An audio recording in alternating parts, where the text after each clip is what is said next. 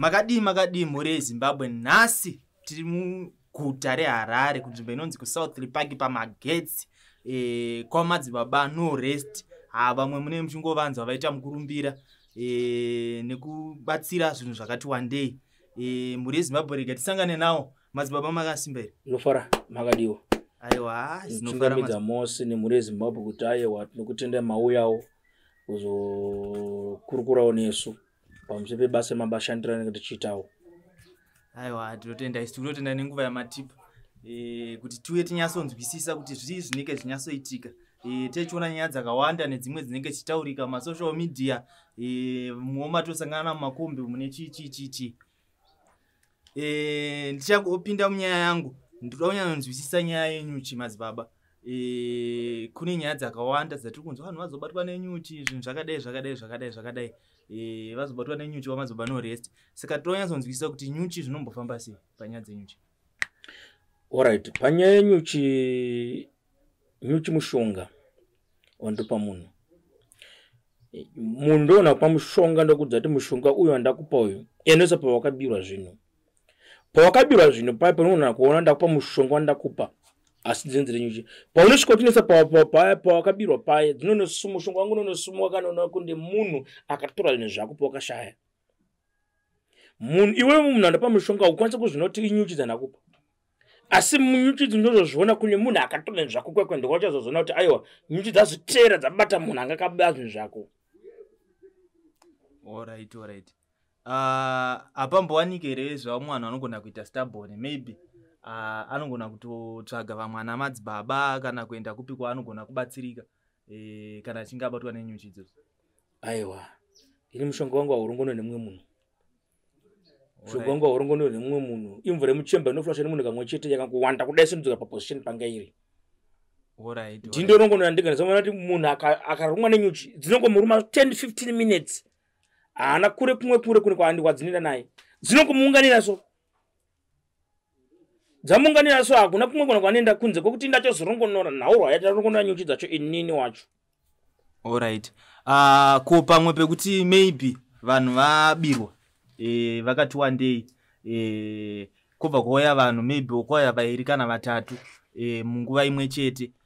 Nyuchi dzinogona here kuti dzanobata kwaMutare, dzimwe dziri kunobata kuMount Darwin, dzimwe dziri kubata kumwe nzvimbo dzakasiyana. Dzinogona kubata vanhu vangatara 10-15 pazuva. Hadziperi. Noti mushonga ndibva pano. Mushonga ndakukamurira ndichikupa nyuchi ndisachinchanya nyuchi idzi. Dzimwe chinoti dzinongobata munhu panguva diki dzabata munhu nguva diki. Dzakatobva kundakatopa futi mumwe munhu mushonga dzakachoendawo kumushonga ndiye ndinayo nini mushonga. Alright. Unotozoona chicherechedzo yekuti ikamera iri panapa asi chiripo ndechoti ise signal. Mushonga ise signal zvinhu zvandikuti munyuchi dziende kune munhu akaba. Mushonga wanenge ndakupa wewe isignal yekuti mushonga ndakupa wewe kuti dzitevere munhu nyuchi kwa kune munhu akaba mushonga nenda kupa. Saka ndokona bata vanhu akakwandisa zuva rimwe chete. Alright. Pane pamwe pekuti vanhu techishungurudzana kumabasa uko maybe nendaona kuti munhu yakuda kutomborumiswa nenyuchi because handinetsa. Ipapo manje handizivi munogona kubatsira here pakadaro ipapo because vamwe vacho vamwe vashungurudzika. Zvazvino ndezvakuti nyuchi handitumire pese.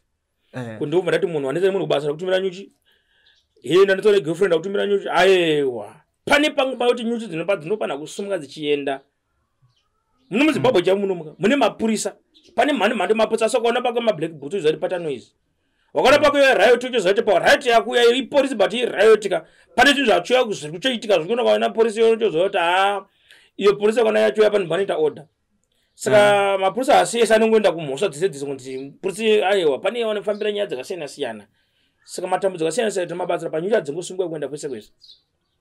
Alright. Inenge yajika yenyuchi. Because papa chitonetsa naifunga kumwe tiona kana dzitori kana mudare dzakaunganidzwa mudare kana kuita sei. Asi tinenge tanzwisisa ipapo. Ndandine imwe nyaya ndaida kubvunza mazuva anokwanitsa nyaya dzemanjuzu. Ndaida kunyanyoziva ipapo kuti nyaya dzemanjuzu idzi dziri kumbofamba sei ende imi munodziona sei sevanhu vanoita zvemweya kuti nyaya dzo dzakamira sei. Nyaya dzemanjuzu hadzina kumboipa. Nyaya dzemanjuzu dzatotedzwa zvakasimba kusvika dzapera kusvika dzinenge dzaperera. Chiripo ndechekuti vamwe vanhu vanoda kutaridza kuti manjuzu chii zviri kufamba sei nyaya yei. inenge ichiitika panyaya dzemanjuzo. Munhu unogona kuuya nemanjuzo anengoona pakati penyama yakaseva zvinoda kupembedzwa nekupururudzirwa. Zvinhu zvinotoda kutogarwa pasi kuti nhauro dzemanjuzo dzifambe mune zvakanaka usati kwatadza kuti dzichifambira zvakanaka tadza dzigadzirisa dzinokutambudza kana kupa nhamo. Dzinoda kutedza mutemo wazvo kutedza mabatiro kuti manjuzo akwanise kupemberedza ushavi unenge uripo. Pane zvinhu zvinochoitika kuti manjuzo akwanise kugara achifara achipembera. Mwana angachida kuti akagara baba mauya nei unomuitira sweet. Baba mane zvinhu zvinoita kugara zvichipembedzwa kumanjuzo. Manjuzo achomboda kutoraswa nekuchisiwa.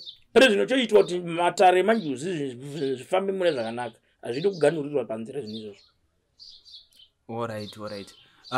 Ndakatarisa generation iriko mazuva ano kunyanya vasikana vechidiki vazhinji vacho vari kumhanya kumanjuzo. Handizive kuti vari kuedza kuzvitsvaga here, maybe kune vamwe vanaro iroro revasikana, asi nhamba yacho mawandiro airi kuita manje handizive ipapo kuti munopapatsanura sei. Nhauro yemanjuzo iyo hazviri kuti vari kumhanya kuzvitsvaga, asi mukumhanya kuzvitsvaga kwanenge vachikana vagadzira vanenge vachiita nyaya yekuti vanenge vachifamba vachidzoka kuti nyaya yemanjuzo mukushava kwano uvhimi hwavo vakawandira kuvanhukadzi. Dzemanjuzo dzakawandira kuvanhukadzi kwanya vanoita nyaya dzemanjuzo nekuti ndivo vakadzi vakawanda vane nyaya dzimwe dzoti mukadzi akanenge ngenjuzo aiwaka. Inyaya dzemanjuzo dzinodzipondedza kuti pane uvhimi huri pakati pevakadzi zvekushava vashavi vanenge vachida kungesangana nevanhu vemanjuzo. Dzomana kuti wada kutsvaga unongonzi ndireshavire njuzo, asi unyaya yekuti munhu anenge aziva kuti chavo renjuzo riri pari chimbori chii. Mumwe ndoroteswa iye ndoprofita chakurotesa chii chikwambo here ndipeka chikoti udzoka kwakaromba chikwambo chetinonorombawo. Alright. So vane mashai enjuzo munokwanisa kuvagadzirira matare avo nyaya dzavo dzacho dzokwanisa kugadzira matare dzifambe zvakanaka. Kuti uvhimi pane vasikana vanoti vasikana tatara takakura tichiona yakakura. Pane vasikana vanotengesa miviri. Pane vasikana vanoita zvavanotengesa mamisika. Pane vasikana vanoyambuka mabhodha vachienda kunzvimbo dzakasiyana-siyana. Saka pane zvinhu zvavanenge vachitsvaga nemashaviro anenge ari kwavari. Kuvarume ndikochiita vana hombarume. Varume vanochiita vana hombarume vana hombarume kuvarume. Kwakadzi kokunzi manjuzo. Isu vana baba isu tinochiita vana hombarume vavhimi. Madzibaba, pane patachida kunzwisisa nyaya dzekumamayini. Techinzwa kuti vanhu vari kuboosta, vari kuita sei. Tinonyanzwa kuti nyaya dzekuboosta dzinombofamba sei. Zvinoitika ndezvekuti kujusa goridhe ndezvevanhu veri pasi. Haungoti wabva kumba kwako kuti ndakutoenda kwanepanze kune goridhe kunemba kwaunenge wabuda diamond wakati wabuda mpaka wakaenda kune vamwe vanhu unodzoka usina chaunenge unacho. Pane zvinochiitwa kuti usanganiswe nevanhu nevepasi nezvinhu zviri pasi. Inini ndirojusa goridhe, ndotenga kujusa kubva kusembo, ndojusa kuenda kubhandi kusvika ndasvika kumari yacho. Zvinhu izvozvo kana zvisina kubvira zvaitwa haumbofa kuita mari. Vamwe vangaita zvavangaite zvokuti vangatonga mhanye mumwe munhu haambobva kutaura kuti chamari ndaenda kana kadombo ndakadzoka. Anenge ane zvinhu ndizvi ndezvevepasi zvinotokumbirirwa zvosanganiswa iwe nenyama yako iwe neropa rako iwe usangane zvevepasi. Ndoti unotojusa goridhe. Alright, tine mamwe mastories atonzwa kuti hanzi munhu ashinwa azoti pane munhu anga ane gomba rake ranga richitowanikawo goridhe chaizvo. Zvonzi munhu auya akatsipika aita sei. Handizive nyaya dzakadaro idzodzo dzinombofamba sei uyezve imimi munozvibatsira sei. Nyaya yakata sei iyoyo ndipo panatare zvinosanganiswa zvinotokumbirwa iwewe kuti iwe unosangane negoridhe nekuti ndezvevepasi. Saka uyo akwanisa kuita goridhe rivharika achoenda nokumbira wepasi kuti nyaya iri ndaimirei. Anenge ane makumbani anogona kukumbirira nzira kuti zvinhu zvikuitika pana zvimire.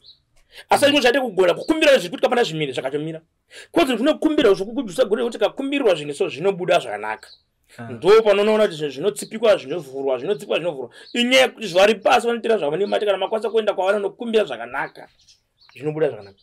Alright. Saka zvekuita kuti goridhe riwanike ndongozvita panzvimbo iri kunzi iri kuwanika goridhe kana kuti ndogona kuenda hangu imwe nzvimbo yangu ndotokumbirira kuti ayo ndizarurirwe. Chero pane masembo pane bhandi kusvika mumari ndinojusa pa 2 meters. Pa 2 meters wakutanga kutodya mari yako. Kana pa 12 meters kubva pa 12 kusvika pa 14 wakutotanga kutodya mari yako. Aiwa, pari kubatika maita basa madzibaba. Nenguva yamatipa kuti tinzwisise zvizhinji techingokadzika ndikutsvaga kudaunzisa kuti nzva zvinombofamba sei. It's bye bye for now.